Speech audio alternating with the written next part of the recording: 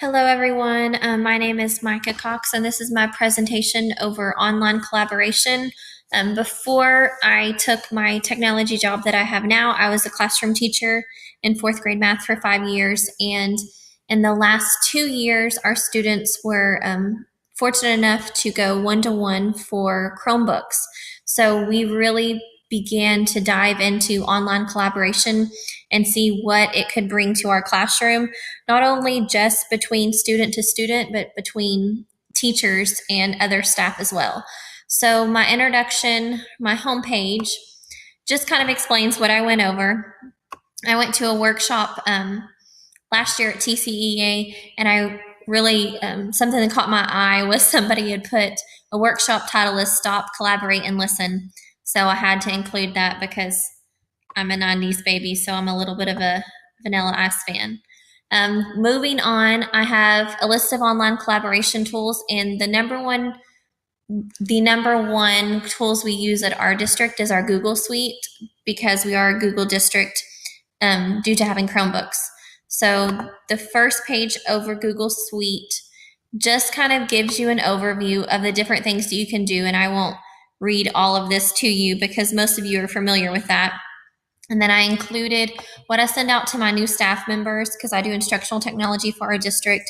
It's just this little overview video that I found on YouTube that just kind of touches on each of the Google apps, and then I tell them to pick two and let's become masters of those. So if you dive into the individual Google Suite options that you have, you come across Google Docs, which is the most common used in our district because it's like Word and it's easy. The last thing that I sent out to my staff members, or that I sent out that we use a lot, is just using Google Docs to sign up. We're actually an Eduphoria district as well, so I was having them sign up for different trainings that I could come to their classroom and offer them. They haven't yet, but this is also something that they could go back and put notes on. So a lot of times when we do trainings, the math teachers might go in and put notes to the side so my high school math teachers can come back and kind of see how they're choosing to use it in their classroom. So it's just a glorified way for our teachers to share notes, so we're not all asking the same questions, and then we all have this document to go back to. Moving on to the next one, we have Google Slides, which is the favorite by far for our students. I didn't want to attach one of their slideshow presentations because I didn't get their consent. So I went ahead and attached the Google Slides that I used as my first semester report to our school board. There's 3 of us on the technology staff, and we got asked the day before to do a presentation at the school board meeting. That happens often, I know. People forget what's coming up. So we all wanted to go home for the evening because it was already 6 o'clock. So we decided to all jump in and work on this slideshow presentation together. So we were able to kind of collaborate and include all the different highlights from the different areas that we work on. I included my trainings for Strive and Eduphoria and Google Classroom as well, which is a great collaboration tool. So here's kind of the overview of slides. The ones that I think my teachers use the least is Sheets.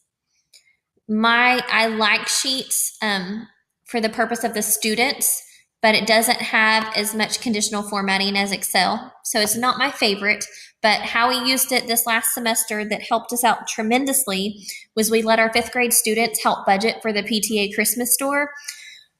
It turned into a math project for them, and it really didn't intentionally start that way. I was way behind with budgeting. I'm our PTA president, and I needed help.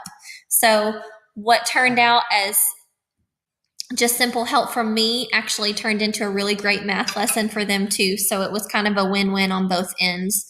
They were able to itemize the different gifts, and then we had the most successful store that we've ever had because it was student picked ideas.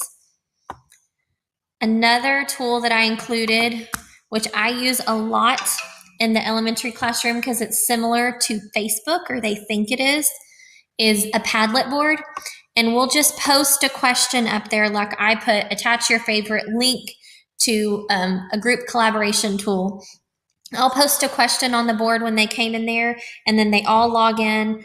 I've already shared the Padlet board to their email, so they have the link, and they can just answer the question on the board.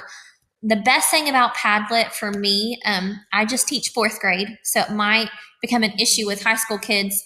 I love it because it's anonymous. Sometimes in the classroom, when you ask a question, they don't want to answer it because they're embarrassed that they may be wrong.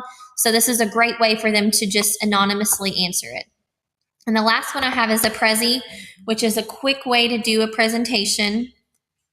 And I'm trying to hurry because I'm getting close to the end. I've just done a screenshot of it, but I also have the link down below. Prezi is a simple way to create a presentation that looks fancy. So when you're in Prezi, it kind of zooms in on the big blue dots and it highlights those different areas. One of the last things I have is collaboration links. I get emails all the time in the technology field with different ideas, so I just included a lot of them. Actually, this is one email that I got from our local region center with a bunch of collaboration tool ideas. Some I have used and some I have not, but I intend to share this out with my teachers as well so they can see what they like. And then I have some of my references here, and my peer review already reminded me I needed to add the rest, so I appreciate that. I hope you have enjoyed my online collaboration site, and I plan to share it out with my staff members so they can use it as well. Thanks.